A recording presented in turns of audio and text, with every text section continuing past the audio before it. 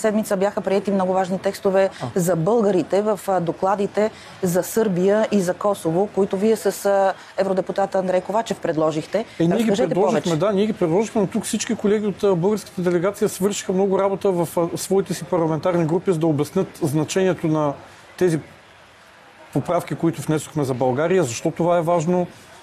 В нашата парламентарна група на консерваторите и реформистите, например, онзи ден преди гласуването имахме голям разговор за това. Аз се опитах да им обясня, че въпреки, че знаем, че има страни, които дори не признават Косово, опитахме се да обясним ролята на доклада, какво търсим в него и защо това е важно и за нашата страна.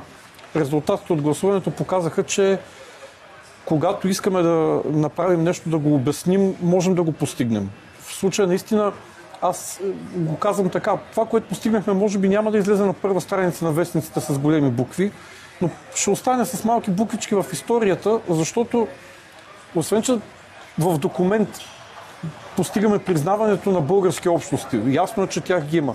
Постигаме тяхната защита по такъв начин. Да. Доклада за Косово пише, че следва да се... Косовското правителство трябва да обърне внимание на подписката, петицията от хората, които се самоопределят като българи, те да бъдат включени в Конституцията на страната и да получат произтичащите от това права, тъй като знаем, че според Конституцията на Косово различните национални общности заемат позиции в администрацията на страната, в правителството и така нататък. За момента тези хора там са определени като горани, като някаква пак отделна общност, но българския характер не е подчертан. За нас е важно това да се случи по много причини.